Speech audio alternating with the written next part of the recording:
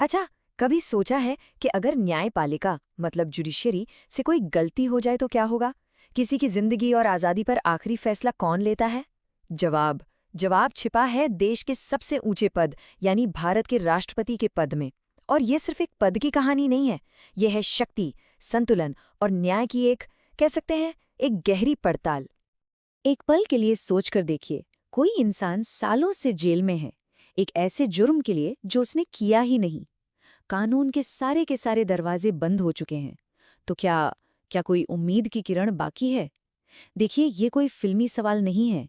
ये वो असली दुविधा थी जिसका सामना हमारे संविधान बनाने वालों ने किया था।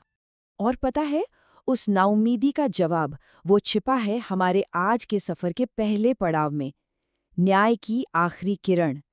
यहीं पर हम राष्ट्रपति की एक बहुत ही खास, एक असाधारण शक्ति को समझेंगे, और वो है क्षमादान की शक्ति। तो जो सवाल हमने उठाया था, उसका सीधा सीधा संवैधानिक जवाब है आर्टिकल 72। जी हाँ, यही वो आर्टिकल है जो प्रेसिडेंट को ये अधिकार देता है कि वो कोर्ट के फैसलों में दखल दे सकें।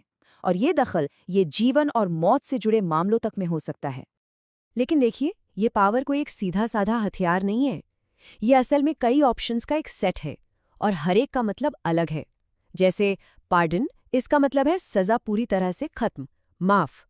फिर है कम्यूटेशन, ये मौत की सजा को उम्र कैद में बदल सकता है।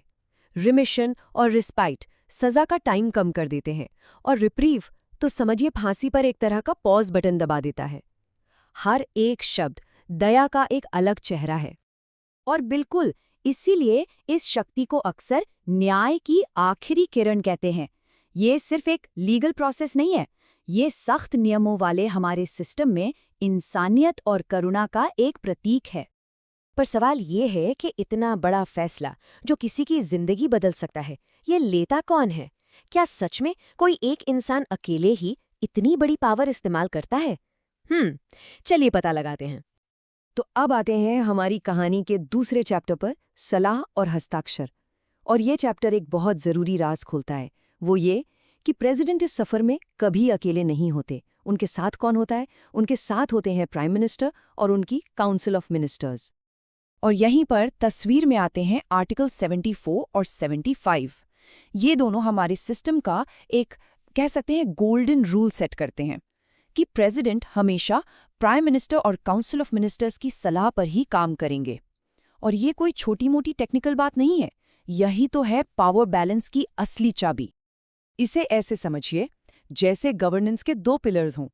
एक तरफ है प्रेसिडेंट, हमारे सेरेमोनियल हेड, संविधान के गार्डियन। और फिर दूसरी तरफ है प्राइम मिनिस्टर और उनकी टीम, जो देश चलाने का असली रोज का काम करते हैं, पॉलिसी बनाते हैं और प्रेसिडेंट को गाइड करने वाली सलाह देते हैं। तो मतलब प्रेसिडेंट का रोल डबल हो जाता है। एक तरफ वो एक रेफरी की तरह हैं जो ये पक्का करते हैं कि सब लोग संविधान के रूल्स के हिसाब से ही खेलें, और साथ ही वो देश का चेहरा भी है जो दुनिया के सामने हम सबको रिप्रेजेंट करते हैं। तो ठीक है, हमने प्रेसिडेंट और प्राइम मिनिस्टर की बात तो कर ली, लेकिन पर्दे के पीछे ना एक पूरी की पूरी कॉन्स्टिट्यूशनल मशीनरी काम कर रही है जो ये पक्का करती है कि सिस्टम एकदम स्मूथली चले। तो चलिए संविधान के इन गार्डियन से भी मिल लेते हैं। इस सपोर्ट सिस्टम को ना हम तीन मेन किरदारों में समझ सकते हैं। पहला है कानूनी योद्धा, दूसरा है आधिकारिक मोहर और तीसरा सूचना का पुल। ये तीनों मिलकर एक ऐसा ढांचा बनाते हैं जिसे तोड़ना मुमकिन नहीं। तो पहला किरदार हमें मिलता है आर्टिकल 76 में, और वो हैं अटॉर्नी जनरल ऑफ इंडिया। इनको आप सरकार का चीफ लीगल एडवाइजर और सबसे बड़ा वकील समझ लीजिए। ये बिल्कुल एक वॉरियर की तरह है जो कोर्ट में संविधान को बचाने के लिए तर्कों की तलवार चलाते हैं। इनका काम ये देखना है कि सरकार का हर कदम कानूनी तौर पर मजबूत हो।